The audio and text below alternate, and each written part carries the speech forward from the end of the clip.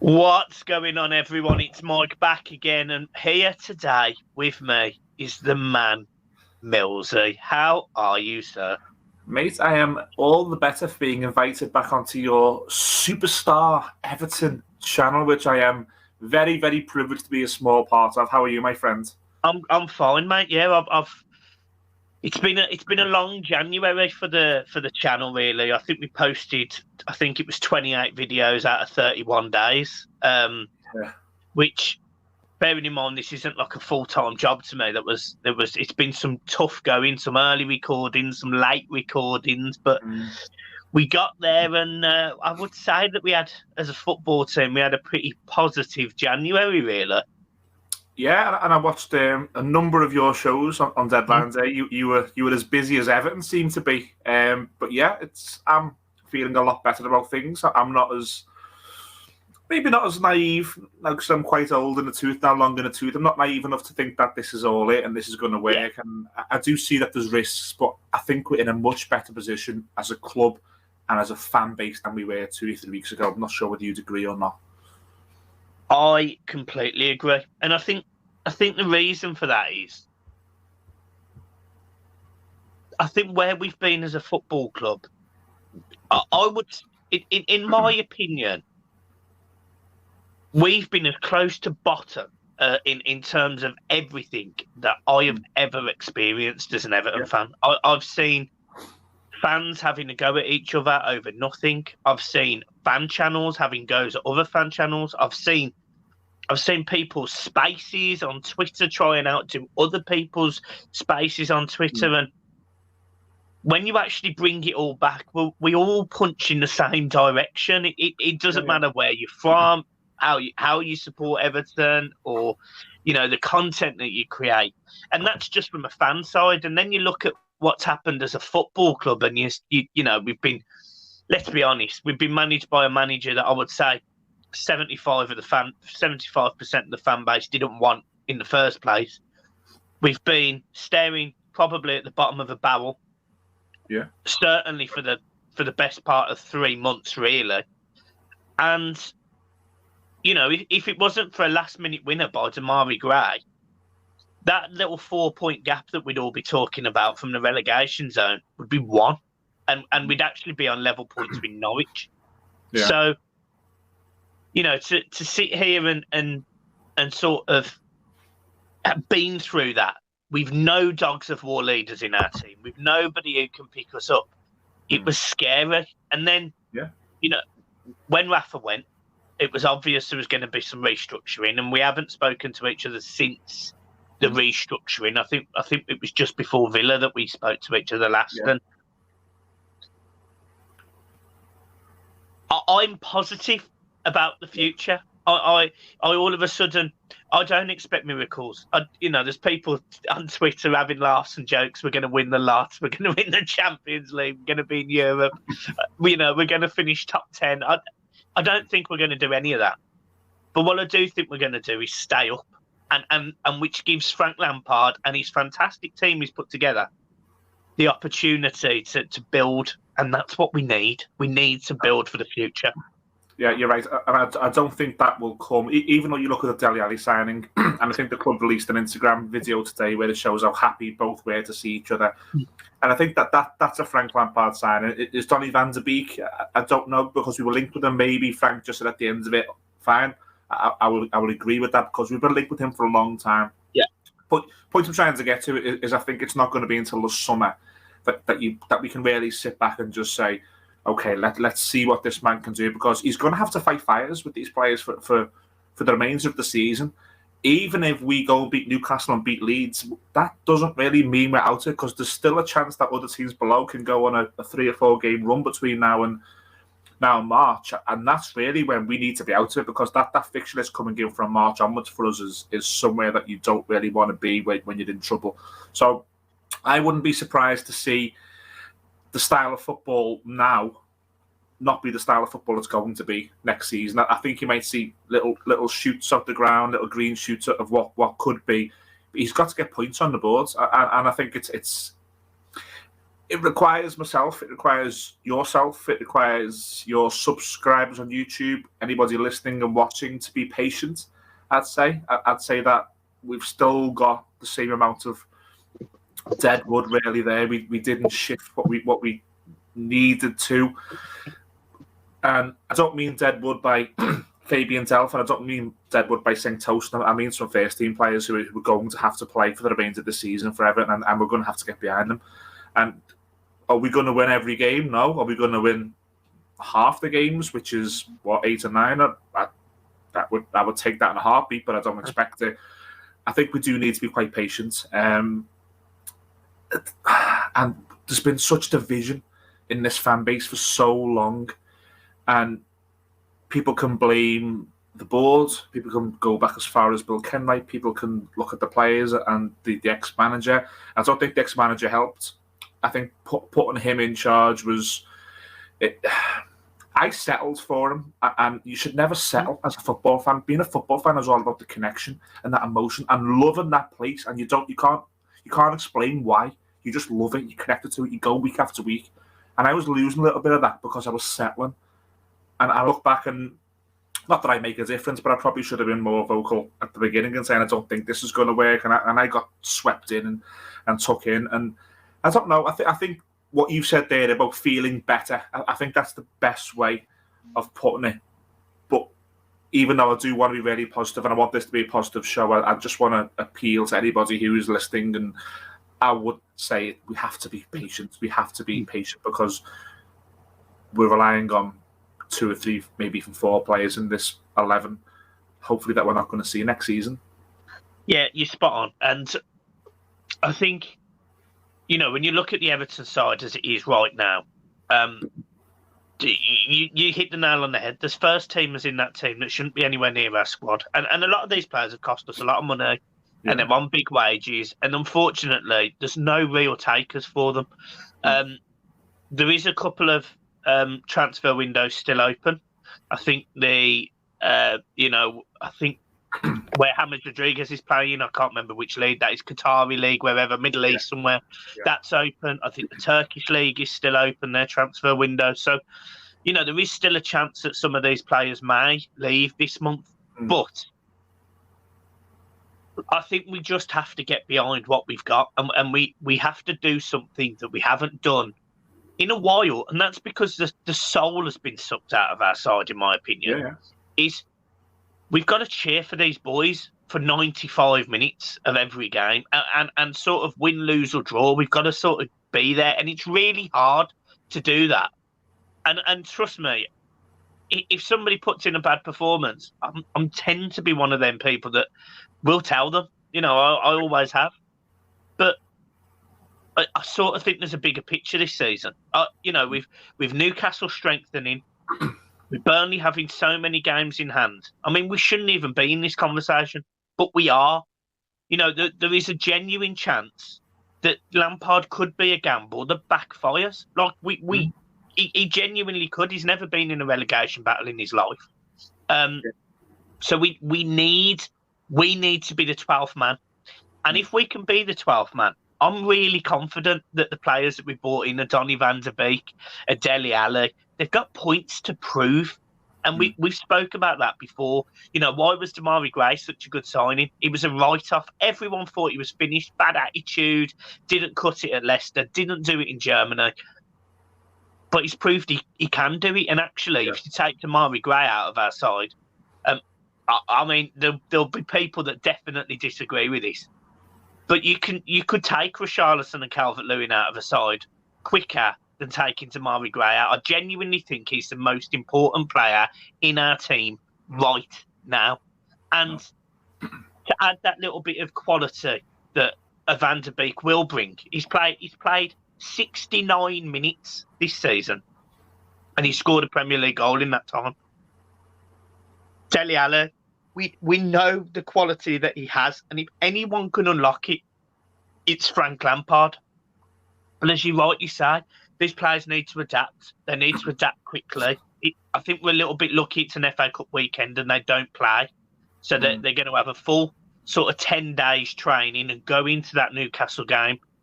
and you sort of sit there and really hope that the fight is back with these players. And this is where Lampard is key.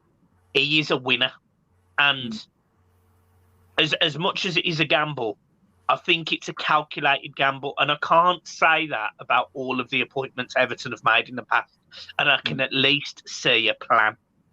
Yeah, and that's the main thing, because, look, I didn't want Benitez there, but you couldn't see a plan, and that goes against everything that we're about. I didn't want Marco Silva there near the end, and I didn't want Roberto Martinez near the end, but when I watched them, I said, at least I can see what your plan is. It's not working, but at least I can see that there's some sort of plan. With Benitez, I didn't see what we were doing. I mean, to go from this 4-2-3-1 to go 4-4-2 in a Merseyside derby, to go 5 at the back at Hull, it was like he was throwing that much crap at the wall, where he was panicking himself and he was thinking, I don't know what to do anymore.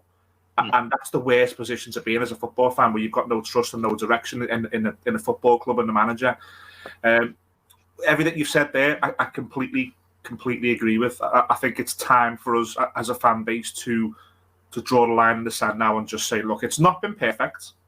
We can see last week with the scenes at Goodison Park on, I think was it Wednesday night or Thursday night. It's not been perfect. I would appeal to draw the line in the sand now and just get behind this group of players. And like I said, I don't expect them to win every game. I expect them to be times at Goodison Park where I'm groaning and speaking to you and going, that's not good enough. But if we can get to the summer, and if there's a little bit of wiggle room again, if we can get some more money in, because there's 3 or 4 players who are going to free up what's it going to be, £15 million a season that we can then go away with. I think, and what I would like to say is, I think the Dele Alli deal, the structure of that, the club deserve praise for that. There's not that many games left in the season that we even pay that clause. He's cup tied. There's not 20 games left, so we go into a position in the summer where if he hasn't hit the heights, and he is going to turn into the Ross Barkley, he's going to turn into someone who will just peter out. We can have a conversation with a number of parties and just say, look, we need to let him go. If he's hit the heights, then not only have he shot up the table, then he's worth the money to build the attack rounds. So I would like to praise the club for that. And I don't know who done it. I mean, there's lots of things. Tim Cahill was involved in things, and Bill Kenwright was involved, but whoever it was, I think that was a good deal. I think it's right to. We're very quick, and equally, again, I'm very quick to judge the board and judge the owner and judge the chairman and judge Denise, etc. Like, I am probably one of the quickest. I criticised them heavily in 2019 for not backing Marco Silva when he lost Ghana. I got absolutely, the abuse I got was horrendous, death threats, all sorts of stuff. I was right. I was right. I've had people commenting on that video from 3 years ago almost, saying, my God, Mike, you were right. And what I was trying to say in that video is this board of directors and the owner at the time was making bad decisions. And at this point, we've hit that wall. Like, you've got protests, you've got... But whoever conducted the transfers in this window, certainly the last 2 with Donny van der Beek and Dele Alli, I think they've done tremendously well. And whether that's Bill Kenwright, whether it's Tim Cahill, I'm not really bothered. Well done. And we've seen it in the past. And I'm not going to praise this man too much, because I don't want to. Like, he come out the other week and said we've had good times. No, we haven't. But there is no doubt that Bill Kenwright, at least in transfer situations, does have something up here, because years ago, before the brand and the director of football, we did see some good signings. We saw a Stephen Pienaar, a Mikel Arteta, a Tim Cahill, and although he didn't identify them, he agreed these deals, and he always did a pretty savvy job. We never spent a lot of money, and it felt a little bit like that with these last 2 signings, and I was really happy with that. So, look, I'm not going to kiss his arse because I don't want him at the football club, but well done, Bill Kenwright, if that was you, or equally, if it was Tim Cahill, well done to you as well. What do you make, Mike? Can I just ask, what do you make of the... I think in the past, maybe we're talking about 10 days now, we've heard from the owner twice, first by way of an email and a website. blog, I think when it's the programme as well, Yeah. the game, we then heard from him. He was present at he wasn't even present at the unveiling of Carlo Ancelotti. No. I think looking from the outside in, and from the outside, I mean, I'm not inside the club. I'm invested so much into that football club, but I'm not involved in it. From the outside looking in, something's tweaked with him. And we've got more communication. We've got that first lot there. Then he was on the YouTube video. Not only did he unveil Frank Lampard, he's done a separate YouTube video. Is that refreshing for you to hear from him finally? Yeah, and equally, it was important that it was on our media station, if you get what I mean. It weren't through Sky Sports, it wasn't through TalkSport, it wasn't through any of these. You know what? I've been approached by both of those platforms to speak on them, and I wouldn't do it. Not because I don't trust Sky Sports, or not because of the TalkSport. I'm not really into that. It's just, for me, as a creator, I wanted it to be to Everton fans, and I want the club to be the same. I know they've got to communicate with the outside world. Of course they do. They're a Premier League football club. But we are the most important thing in that football club. You can take the players away. You can take the owners and all of that. We are the lifeblood of that team, and we have been for 150 odd years almost.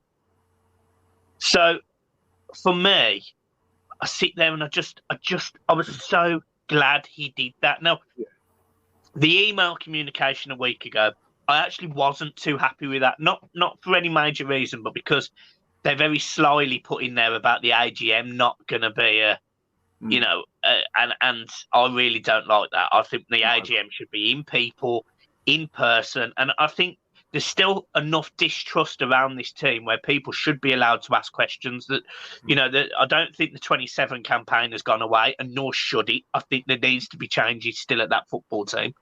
But it's been refreshing that you may be right. He may have learnt his lesson because he needed to. And I feel like if he'd appointed Pereira, if he'd appointed him, the ship would have sunk. Like I do not believe. I think the attendance numbers would drop. I think the players would have. I mean, the atmosphere from the fans that went would have been horrendous. The protest would have been. And this isn't a guy that I'm particularly. I don't know Pereira. I thought his interview to Sky was ridiculous, but I don't know him. In terms of if it's just a person going for a job, then fair enough. He's put his hat in the ring, and I respect that. But it was all the other stuff around it. Kia Joba-Chan being Mashiri's best mate, signing El Ghazi, which, look, I got criticised for criticising him yesterday, and I didn't mean it like I said it, although I do understand what he said. But Mashiri was making decisions that would benefit anyone else other than the fans. And we need to be integral to the decisions he makes. And that was a big thing for me, him coming out, in him saying positive words. And he said something in there that we need to unite. I hope that wasn't an advisor telling him that. I hope he's seen somewhere on fan feedback, on Twitter somehow, whoever. I hope he's seen that and he's gone, I've done a bad job. I need to put my hands up. We need to unite, and I'm still passionate to support this football team. And I respected him for saying that almost. Yeah, no, I hope you're right, but you've got to remember he's being advised by probably the wrong people. We've just praised Bill Kenwright there, and I agree with that because Bill Kenwright has always, since he's been chipped, we've always seemed to, the majority of our deals that we do have always been really good deals. Even when you sell players, I think he made Manchester City jump through hoops for 3 or 4 months to get Julian Lescott, and we got a really good price for Julian Lescott, which allowed the manager to invest in 2 or 3 players. We've always sold quite well, and we've always bought quite well when Bill has been at the forefront of negotiations. What I would say is, if you remember when the Blue Union were about, and there was a video, I think he was outside the park end, and he said, "You Blue Union have really let this club down." Yeah. And that's what Bill said. Is that communication internal? Is Bill warning Farhad that the section's out there? And I don't know. I think what you're writing there, that you could be getting some advice. And the point I'm making is that I think there's much distrust from the inside of the tent looking out than it is from the outside looking in. I don't think the two things trust each other. And I hope when he was saying unify, and I hope he means that it's fan and club. I really hope that this fan engagement forum is a big thing. I really hope it's not just two fans on a Zoom talking to Denise and that's it. Denise puts the laptop down and gets the wire note and says, "Oh, we've got away with one there." I really hope it's not that. I really hope that change is going to happen. And I'm putting my hat on the fact that I do think that it will happen. I think his eyes have been opened. I think his ears are more open than they've ever been in 6 years' time. I think he's listening to the fans. I think he's got more of a presence. I think it's going to be interesting for me when he next attends a game, because we haven't seen him for a little while. And I think the big thing for me now, does he front it up and does he sit front row against Brentford or Leeds? I think he has to. I think he has to now sit there and watch his football club. Yeah, I completely agree. I think he should be there for Brentford. It would seem odd him flying to the UK, being part of all of this, for him to not be there at the game. Look, I appreciate people who are billionaires have got lots of fingers in lots of blimmin' pies, and you've got to do loads of things. I get it, I understand, but it's a must. Almost, it should be right at the top of his priority list to front it out. And if there's a bit of negativity towards him ride it, him deal with it, him get on with it. And if there is positivity towards it, equally, don't overcook it. Don't think you've done a brilliant job. Just get on with it. That's what I like to say. Let's move on to the transfer window as a whole. Then we've had a couple of outgoings, one major one, I'd say. A couple of younger lads, and I wish them well on their loans. Ellis Sims has gone out and he's already scored for Hearts, etc. Won a penalty as well, I think. And another lad has gone out on deadline. Lewis Warrington, yeah, very, very highly rated key under 23 player. So good luck to them.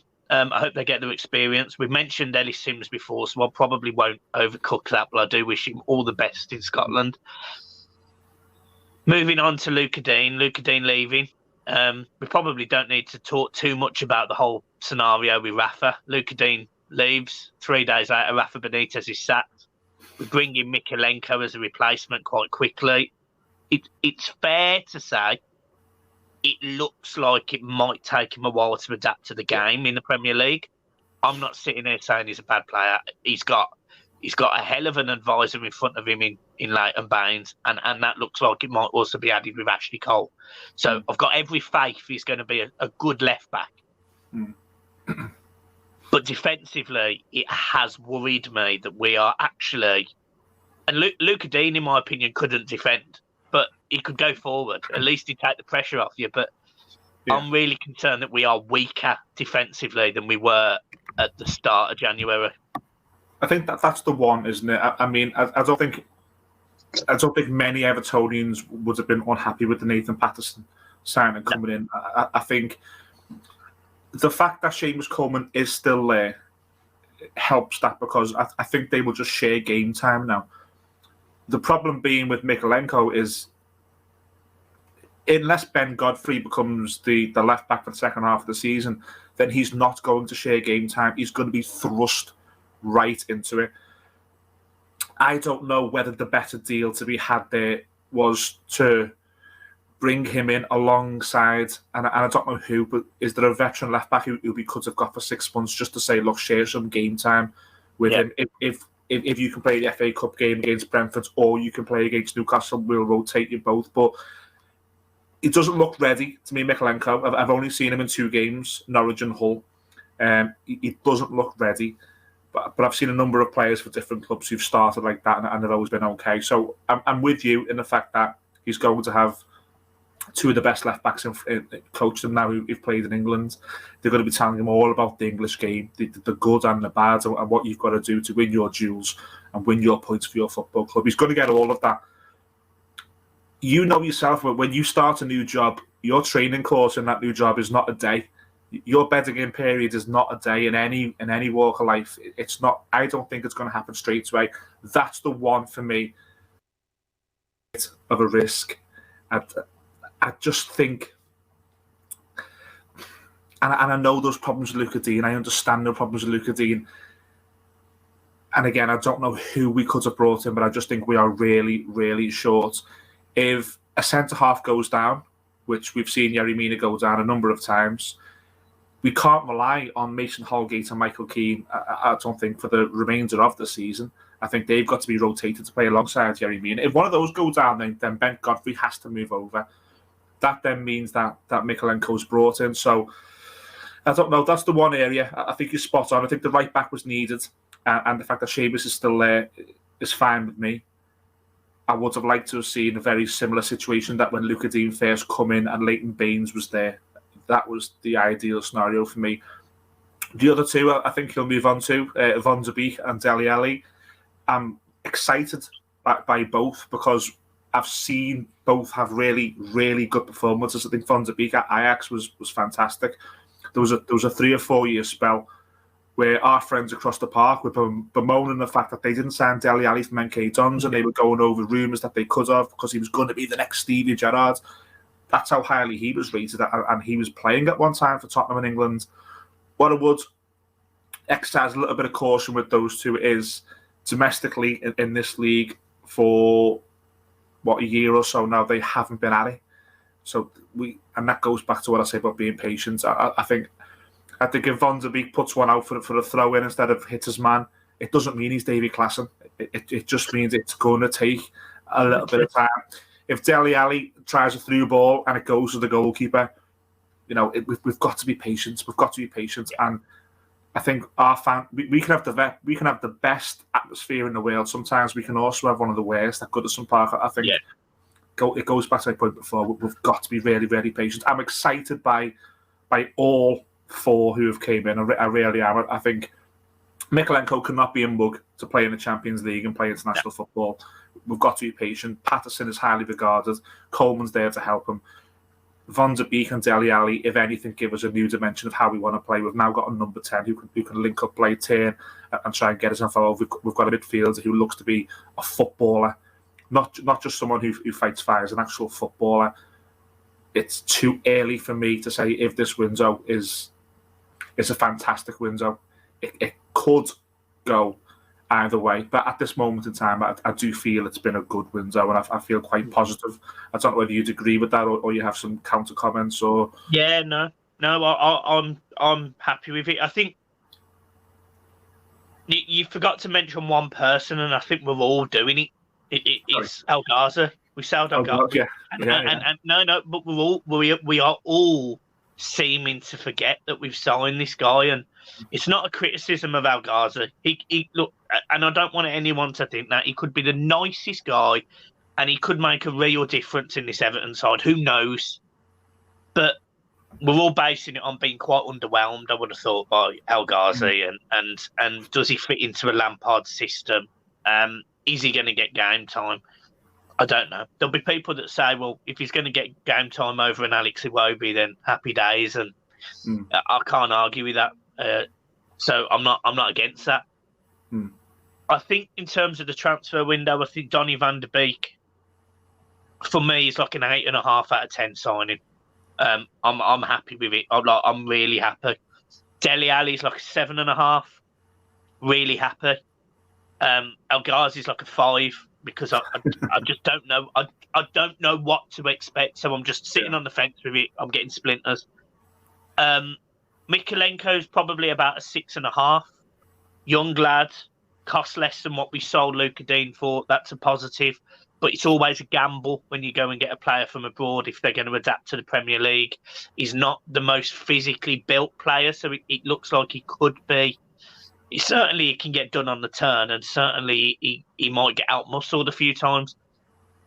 That being said, he's 22 years old. He could be the world's best left-back in 3 years' time. We just don't know. And Nathan Patterson, I'll put us like a 9. I'm really excited by this kid, and I was excited about him at Rangers. He couldn't get in the side because their club captain was in front of him. But all in all, we saw highlights of him already. Little ball round the corner, smashing it in the box for Dobbin to score a goal. Defensively, he wasn't great. But Coleman hasn't been defensively great for 5 years. You know, John Joe Kenny, the number 2, has been out on loan for 2.5 of those. You know, it's certainly not worse. It's certainly not worse than what we have in that sense. It's just the left-hand side with Mikalenko because he's got no, as you rightly say, there's no one to support him. He's in the deep end. And for me, I personally think that Frank Lampard will go with Ben Godfrey at left back. I really do. I think he will. I think he will try and get.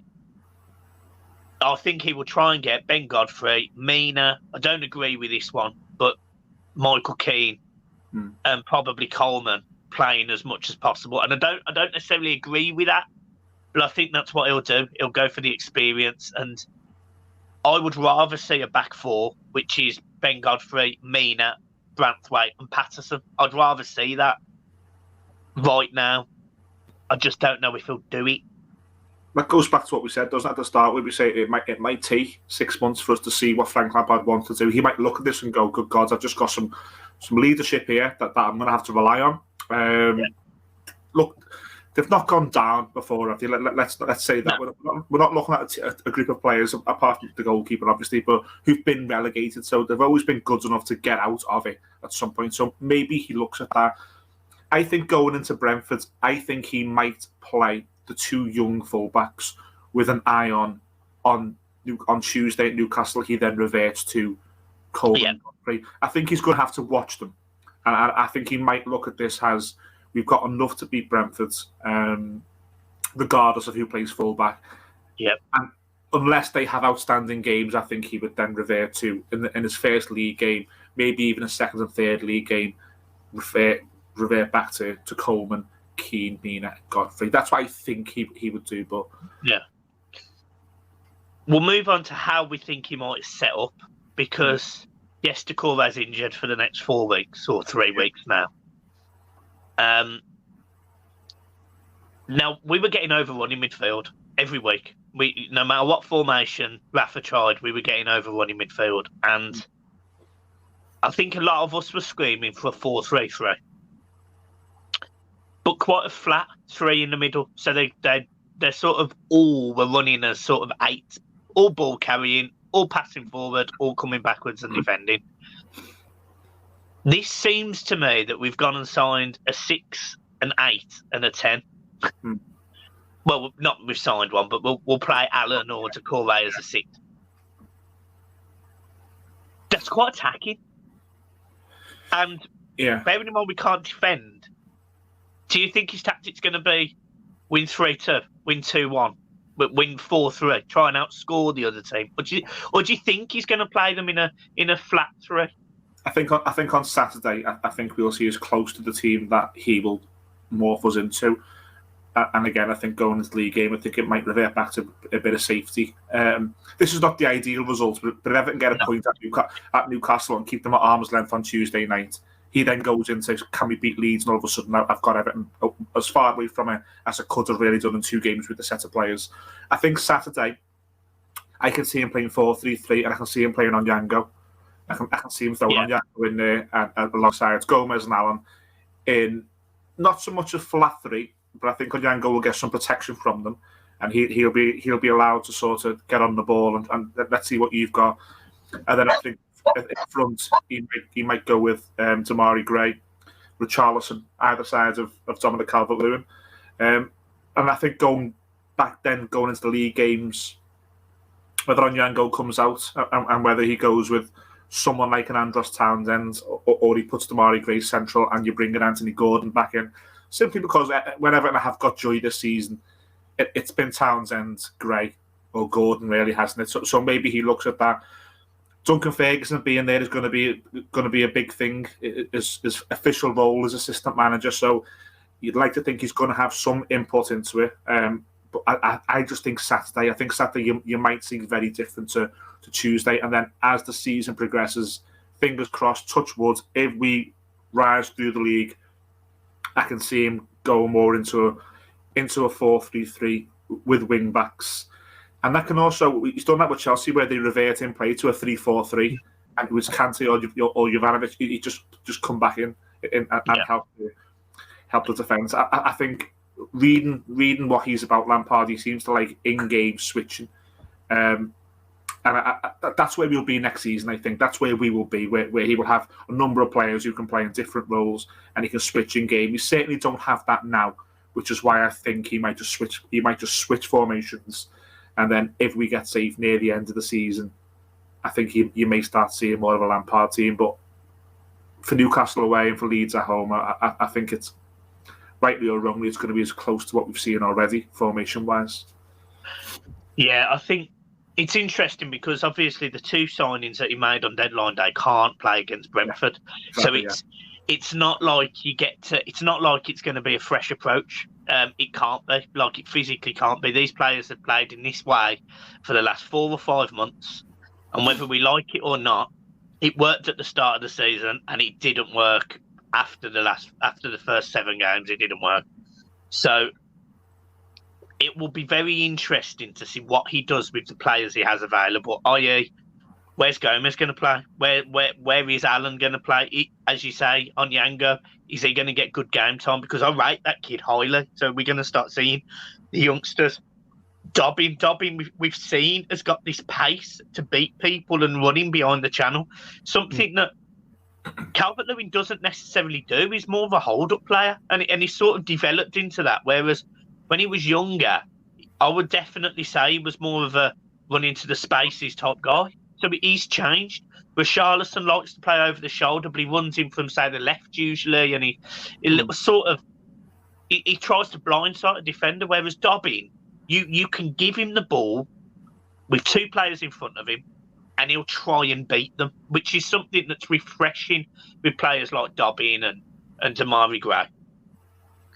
I think we're going to see a real mix of the experience and youth in this Brentford game. I really, really do. I think he's going to want to see a lot of his main players because he needs to see them before Newcastle. But it wouldn't surprise me if you see a Dobbin get half an hour or an Onyango get 45 minutes or start the game. It wouldn't surprise me if, we play a formation that is slightly different and we are attacking more, pressing from the front more, because that was what Lampard did at Chelsea, which is literally completely opposite to what Rafa Benitez was doing, which was playing us in a low block, which wasn't working because we were allowing pressure. And every time we countered on the transition, our midfield would get done because we had gaps. Lampard won't allow that. His issue was at Chelsea in that second season is he tried to attack too much. And that, as a result, left gaps in between the left back and the right back, which, again, we've been guilty of.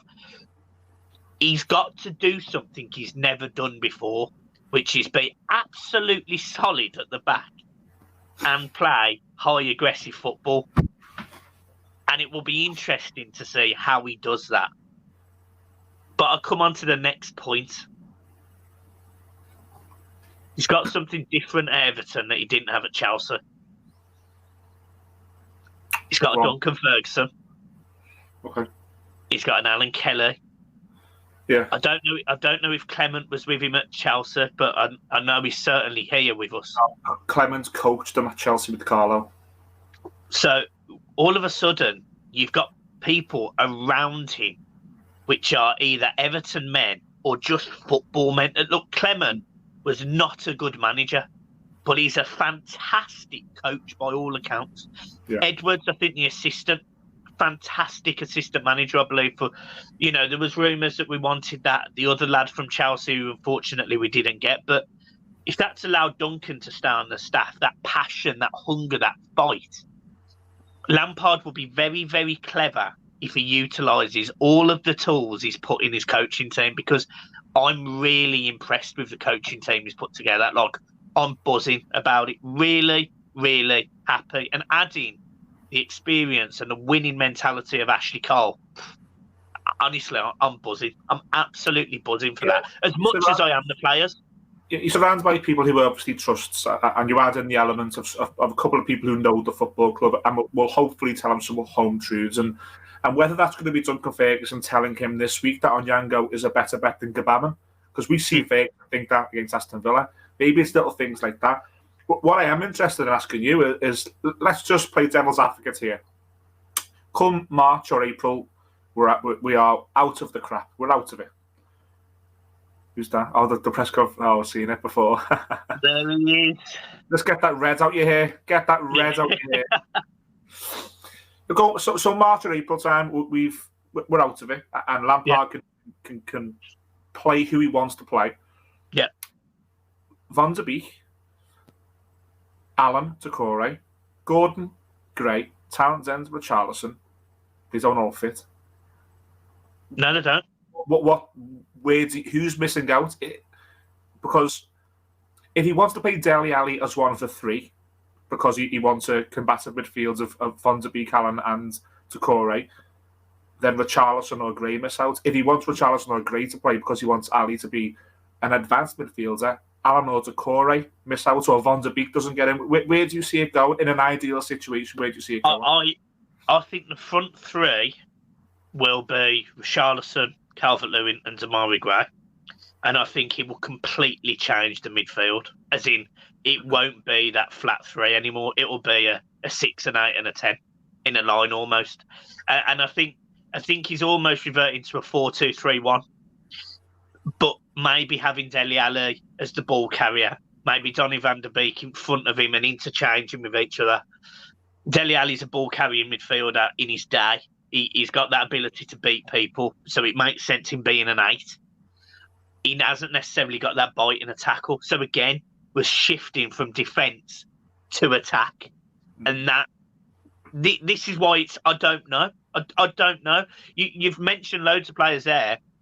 You didn't mention Iwobi. I don't think you mentioned Gomez. I don't think you meant... There's loads of players there you didn't necessarily mention. So all of these players who have been in and around the first team, all of a sudden, they're getting nowhere near the team. And if they do, it's to drop Calvert-Lewin, Richarlison or Demarai Gray. It would be mad. Like that.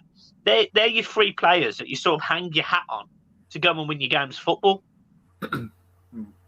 Honestly, I only can say the only person. I'm going to hate saying this. The only person out of those 3 right now I'd consider dropping is probably Calvert-Lewin. I know people will say Richarlison, but he's got that moment of brilliance. You know, we saw it at Norwich. He's just got that moment. Calvert-Lewin's coming back from a serious injury. So I don't know what to expect with this Everton side. I don't know what it looks like. I don't know what the midfield of the strike force looks like. But what I will say is Frank Lampard's coming to a team that's 16th.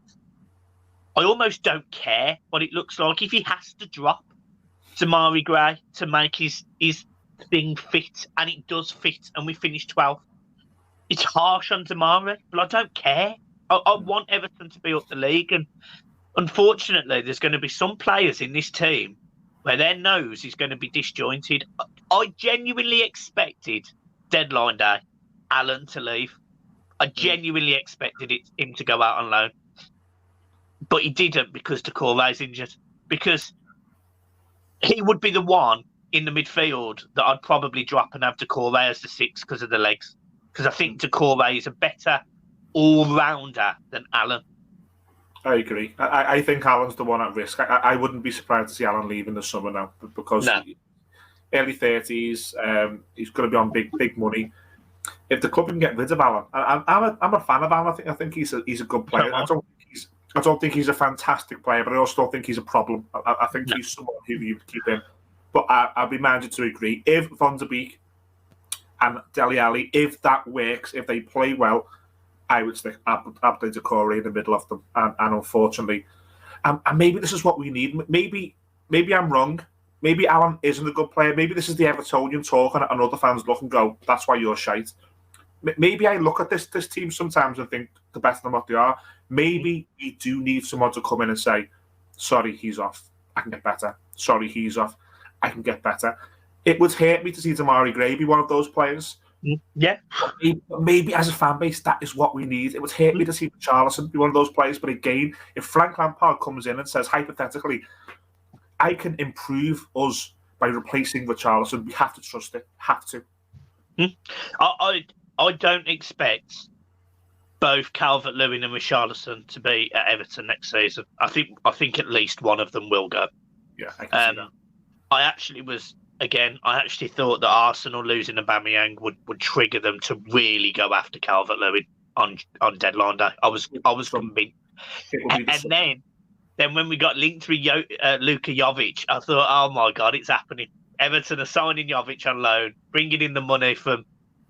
But yeah, I think the summer, I think we will lose one of them, if not both. I think they're saving something like £7.5 million between now and on Aubameyang's wages.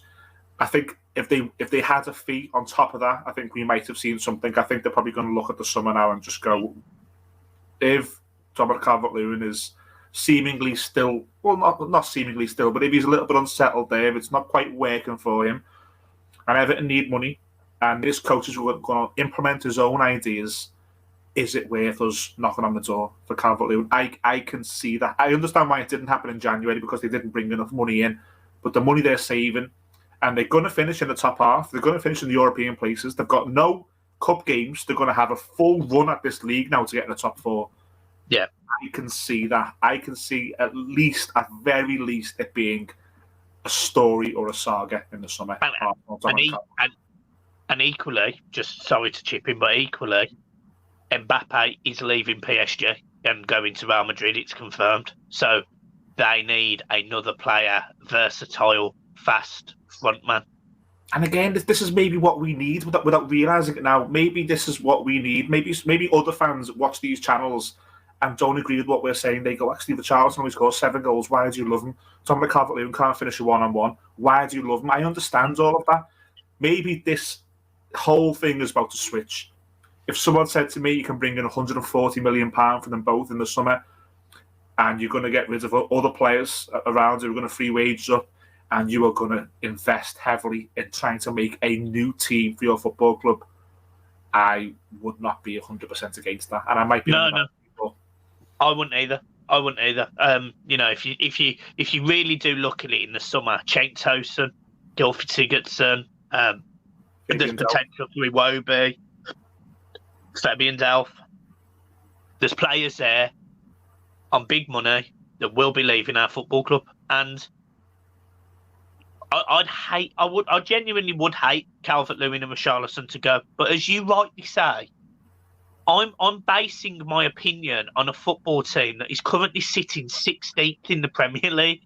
You know, it's not like the old days where we were 4th or 5th and we had a Lukaku up front and a Ross Barkley and a Deulofeu and a Morales, and their value as a result was shot through the roof. You know, it's not like the days where we had Arteta, Cahill, Pienaar, who you could probably argue Arteta in his peak in today's money would probably be worth £50 million at least. I mean, he was exceptional. Cahill, a goal-scoring midfielder, 45 million. You know, these were players that were bought on very little money, and sort of we managed to keep, and we went forward, and we did well. 6th, 5th, 4th. You know, we did well, but we're trained to look at the best things in life. When you look at something and you're connected to it, you will just grasp it. It's like if you're going out with a girlfriend and she comes down the stairs and her hair doesn't look good, you'll look at her bum instead and you'll focus on the positive. We're trained to do that. That's what we will do. We're just trained as humans to always look at that. If we love something, take the positive from it. And Evertonians love certain players. I've just mentioned there, Richarlison, Dominic Calvert-Lewin. Other fans may look at that and wonder why. I love Yerry Mina. If this manager comes in and says, I can't rely on him, I'll sell him for 25 million. I trust it. Yeah. Got to. Yeah. It's time to take a little bit of the emotion out of it now, because we are 16th. We've been staring in this shit for a while now. If this is a new era, let it be a new era. Yeah, absolutely. And I could not agree more. When we compare the players we have, you have to compare them around what is in the league. And look, bad management, there's definitely that. But there's also mismanagement of players who unfortunately have been signed on mega money or big money and very, very little output. And think about it, all these players will leave Everton Football Club and none of them are legends. None of them have done enough, and some of them have been there 5 or 6 years. They're not leaving with any more than a couple of games in Europe. They're not leaving with any trophies, any medals. There's only 2 players who will leave being part of goal-scoring Merseyside derby winning sides in that length of time. None of them will leave, and this is why I say if we take ourselves out of it, none of them will leave, and legends. Seamus Coleman is the closest thing to an Everton legend because of who he is and how he is with Everton Football Club. I wouldn't, this time last year, as I've said, please don't lose Luca Dean. It's not the worst thing in the world when you take yourself out of it and you realise that we haven't won a trophy and we haven't been very close to winning a trophy. We've won 1 Merseyside derby in I don't know how many number of years. Our records of beating really good teams away from home. We had the Man City preview on this channel and we both said Everton don't go. They're not one of those teams who will go beat Man City. Throw it away. Not going to happen. The majority, and I'm talking 95% of those players, if they left Everton Football Club, they wouldn't leave as legends. What does that say about them, really? They wouldn't even. They don't even leave because other teams want them. As in, we don't get transfer fees from them. They leave on freeze. Check Tosin. Nobody wants to pay his wages that he's been given because he's not good enough. Fabian Delph, nobody will come and sign him off our hands. Theo Walcott only left Everton because of the Southampton connection. It was almost, and I think we paid 50% of his wages the first year he went or something. We topped him up. So all of these players that are in this team, not many clubs want, and the only ones that teams do want, we may have overspent on because, yes, we'll get more than we paid for Calvert-Lewin for obvious reasons. It was $1.5 million. Yes, I think we will for Richarlison, but it's probably fairly close. I don't think it's going to be a mega transfer fee. I think 60, 70 million is probably there. You'd probably say you'd get more money for Godfrey, and the other one was Luca Dean and Damari Gray. But anyone else, with the money we've spent on them, we probably make a loss. Michael Keane, Yuri Mina. I love Yuri Mina just like you. But because of his injuries... Yeah, it's ticking down as well, isn't it? Yeah. Yeah. So that's decision now for the coach to talk to whoever's going to be the sporting director or the owner and say, look, I'm coming in, I'm telling you. If you want to give him another 5-year deal and it's going to cost you 20 million over 5 years, I can play him 60% of the time at best. I would rather you give me some money to replace him. And that's where we've got to back it. It could even be the goalkeeper. We could come in and say, if the goalkeeper can get us 35 million in the summer, I could get a good goalkeeper from abroad who's 12.5 and let me spend the rest on a dominant centre-half. I'm repeating myself, we've got to trust this now. We've got to trust it. Got to be patient, trust it. I think we've hit the nail on the head on this podcast. I think it's both been positive, realistic, honest. Yeah. I think we've ticked all of the emotional boxes that an Everton fan would want watching our fantastic content that we do together. Love it. It's like I said before, we've craved this new era for so long now. Let's invest in it. Let's embrace it. Tell you what, I'm going to clip that. What else are we going to do? What is the alternative? That we give them all another 5-year contract and they let us down every season? I feel positive because there's change. That's why I feel positive. I don't feel positive because a dinosaur manager has come in to keep Everton up. I don't feel positive because we've got an owner who's going to throw some more money at it and we're going to sign players who are 28, 29. I feel positive because we're about to go into a new era. We need to change. The change is here. Be patient. Embrace it. I can't say anything. I'm not ending on anything there. Guys, as always, it has been a pleasure doing this podcast. It's been a long one today, actually. It's been a long one.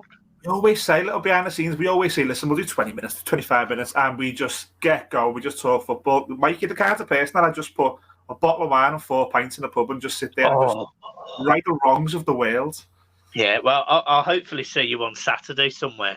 Yes, you're taking your little one. I'm taking my little one. I'm in the Upper Gladys Street. I lost my season ticket seat because my little boy's not a season ticket holder. It's like a membership thing to tick in. So I'm in the Upper Gladys, but I'm more than happy to meet up for a pint of Fanta if you want. Well, we're going to be in the hub. Okay. So let me see if I can ask some questions. You've got connections. You're well in with the club. I'm not, mate. I'm not. Jesus Christ. I'm not even in with the other Everton fan channels. It's a whole other podcast. Oh, Jesus. Yeah, it's been a pleasure. I will see everyone soon. Guys, I will be at the game on Saturday if you want to come and say hello, and equally so will Millsy. And, yeah, peace, guys. If anybody wants some programme signs by Mike and some selfies and stuff, the celebrity that is. What a knob. What a knob.